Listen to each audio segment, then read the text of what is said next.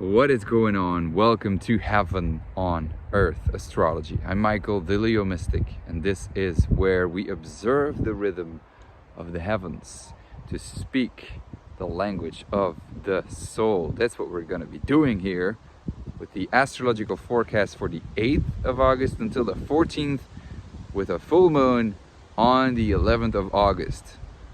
And it's not just going to be any full moon. It's squaring Saturn, squaring Mars, squaring Uranus, squaring the nodes. It's like, what the fuck? It's a crucifixion that is happening. So we'll be talking about that. I really appreciate if you subscribe, if you liked, if you just gave a comment. That will help me so much. So we start off the week with the sun in Leo, in the midst of Leo season. That is, I hope you are enjoying yourself. I hope you are, to a certain extent, this energy that is pretty intense, especially the intensification that is happening because of the Saturn square Uranus that is coming back slowly, gradually on the nodes, the future versus the past. Something that we've been seeing, especially past year, 2020, 21,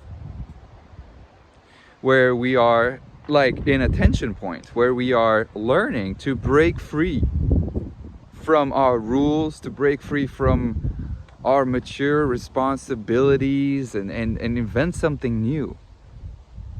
But at the same time, we see this, I hope, you know, there's so much wind here, obviously. I'm standing in an open field. And wind, Saturn in Aquarius is wind, and squaring Uranus, storms. Especially square Mars. I mean, Mars square Saturn. Anyway. So I hope you're enjoying yourself, even though this energy is pretty intense. Leo energy, the sun in Leo is always about fun and creativity and play. And especially on Tuesday, Wednesday-ish. Well, it's actually Thursday, sorry. With the full moon energy, when Venus comes into Leo as well. This is art, this is creativity, this is fun, this is play. Especially in our relationships, we can find some more joy, some more romance, some passion, some fire.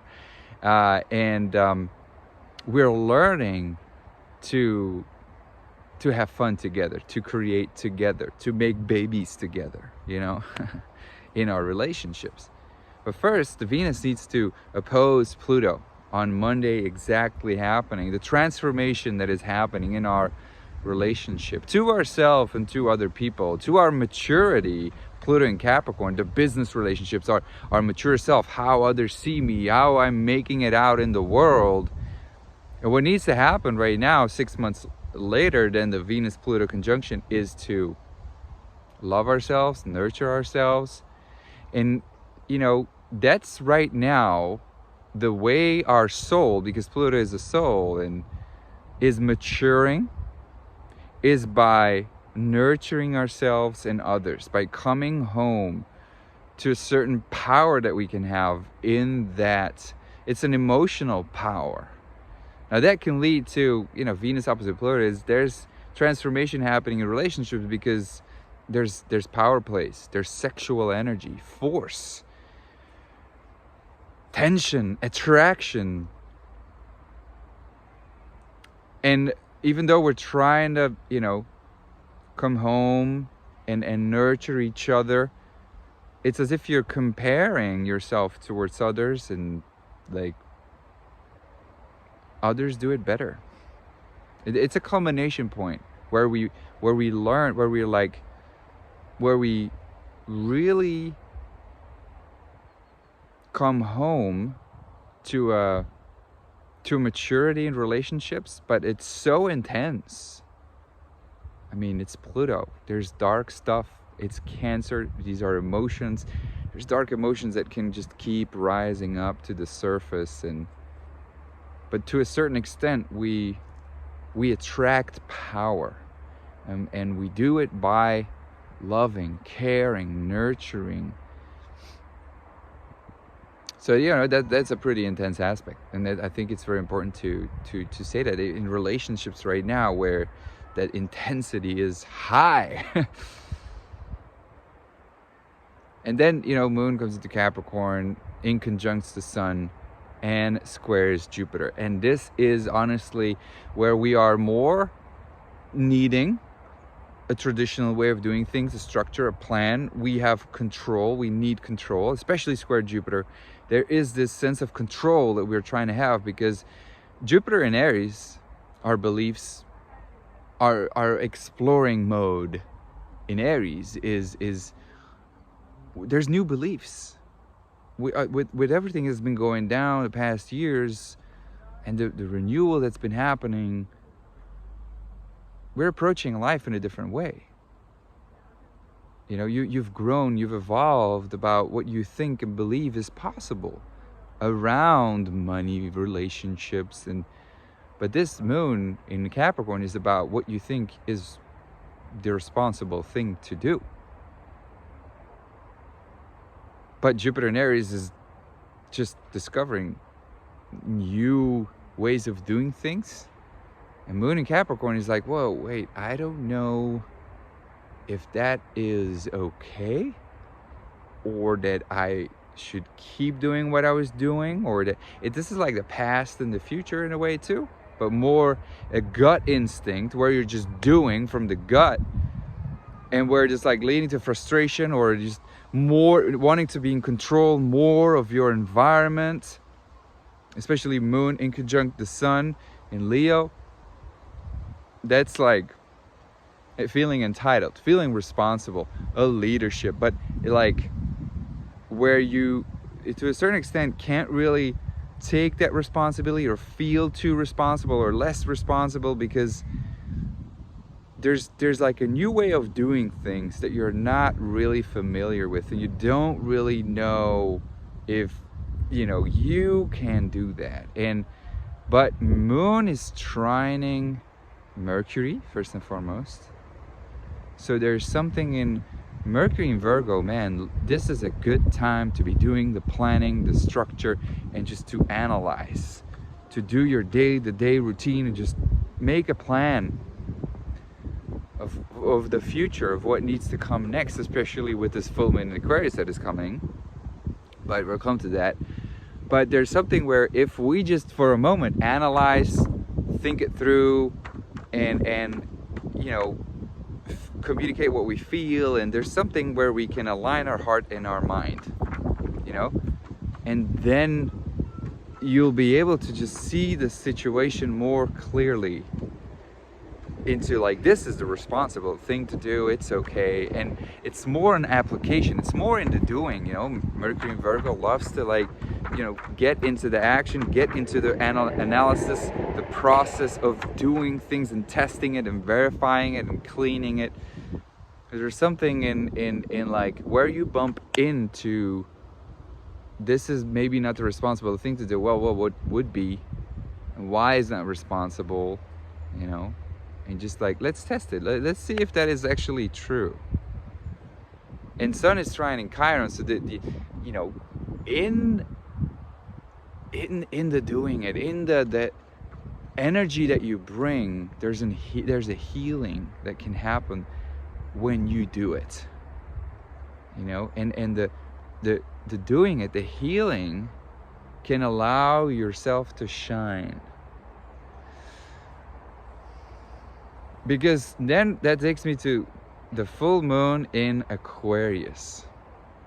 That is always about a culmination of 6 months earlier, where we have set an intention to individualize, rebel, see the future, and objectively love one another in their own creativity and respect it. And obviously that makes Uranus and Taurus very important, and that is on the North Node. So there's something about stepping into an individualization process where we take a step back and see, what's Uranus and Taurus, what is this money system? What is truly valuable in life? Do we still need to hold on to money? Or is there a new way of doing things? Is there a new way of doing business? Is there a new way of doing relationships? Is there a new way of coming together? Aquarius. And so there's something with friends, people, visions of the future, a certain rebellion, a certain being different that is coming up, that is rising to the surface, and where you are different, where you know, where you see the future, where you have an objective point of view, where you can non-attach, zoom out for a second, where we are bringing people together and love one another and each other's unique individuality. But in that process of that individualization, of that breaking free from an old way of values, an old way of, you know, this is also Uranus and Taurus, is the upgrade of your nervous system. But here's the thing, it's squaring the sun. Mars is squaring the sun. The nodes are squaring the sun. Now let me first start with Uranus square the sun. It's a shock. It is a shock on our energy. You know, the new things that are happening. And we are maybe sometimes being pushed into being authentic. There's an awakening happening, and you are being asked to show it to people, because and sun is squaring the nodes. It's asking, you need to be Leo, a leader. You need to show your authentic self. You need to take charge over your life. Even though sun opposing Saturn, there's going to be people, blocks that are going to come along the way, because you are learning to mature. Sun opposite Saturn, that cycle is about a maturity, taking responsibility in being a Leo. And that, obviously, when you are, you know, owner of such like a building like this, like is that a baron? I don't know if you call it the same way, but in English, but it's like or like a king. There's these people who are not going to love you. People are going to contradict you. When you are a leader, it's easy for people to judge you, but they're not doing anything, right? So, but here, moon is also, like, the full moon is happening on Saturn. This is a culmination. Saturn is really out. There's a restriction that we need to feel. There's a responsibility that we have to take. There's authorities, there are restrictions, there are rules that are just culminating, where we just, like, maybe we have actually learned the whole process of what are we going to do together? How is this whole community thing going down? And we need to verify, we need to, like, you know, think it through. When we, like, does it still have to be called a community, or can we find a new name? And the way we're doing this, like, does it have to be spiritual? Does it have to be, like, sustainable? Does it have to, like, you know, there's all these refinements, the unraveling of, like, structures, but at the same time getting down to, like, putting it into boxes. This is what a community is. These are weird people. These are cool people. These are, like, you know, and we have to be very cautious for that, because the sun in Leo is about, do you know, like, you can, like, just keep on creating, and that the universe is abundant, and that you don't have to judge, and that you don't have to think that you already figured it out and fixed it, but that's just like the sun keeps on shining and just keeps on giving new things and keeps on creating, because we can get stuck here in the process and thinking that oh, this is what the future is like. And that's that Saturn and Aquarius that is squaring also Uranus in the notes. This is like, we're here. We're like, this is what the future is, right? Like, this is how it's going to be in the future too. Like, what the fuck? Like, the future just keeps on creating new things that you can't even imagine. That's that Uranus square Sun that's going to be like waking you up like, oh shit, oh, maybe it's not, maybe it's totally different, maybe it, like, you know, what we thought was true, or what we thought might have happened or might happen, is just changing course all the time. It's squaring the nodes. This is very karmic. This is very, you know, emotionally too, like, wow, so many emotions, man.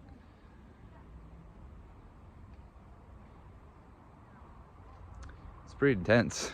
And you know, then there's that square with Mars. There's we're really now, Mars in Taurus squaring the Sun,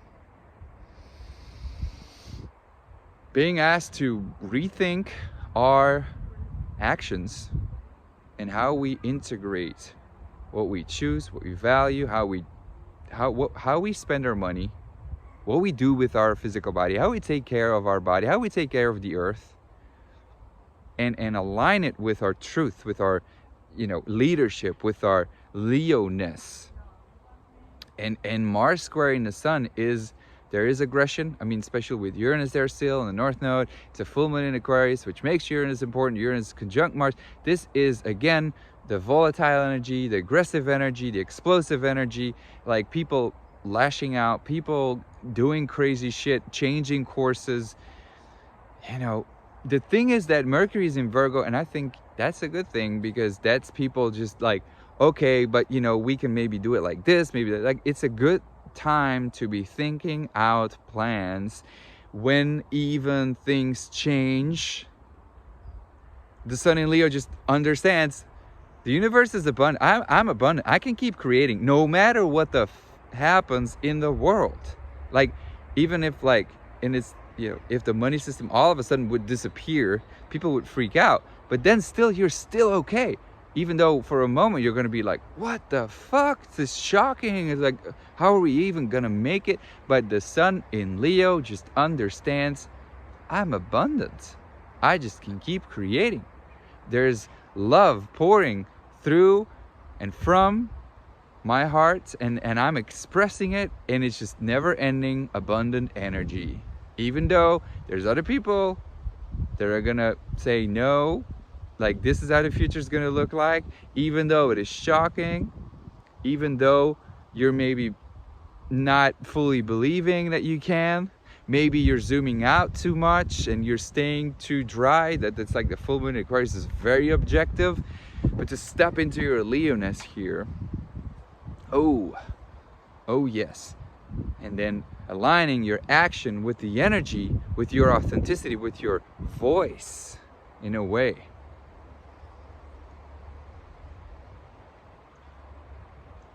Yeah.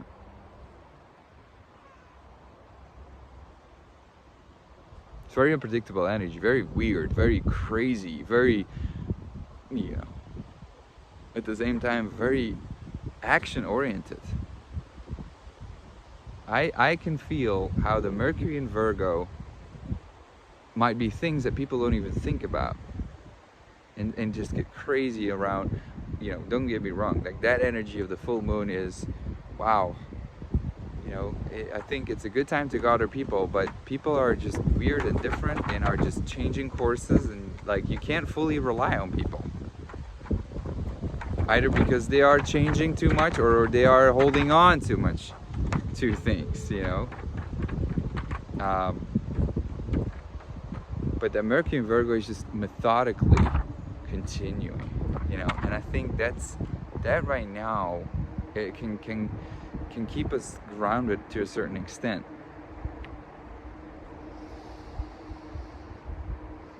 So here's to that. Let me know how you're looking forward to the full moon in Aquarius, and what you think that could be a saving grace in this energy. I really, like, let me know. See you there. See you next week. See you in the comments, and see you next week. Bye-bye.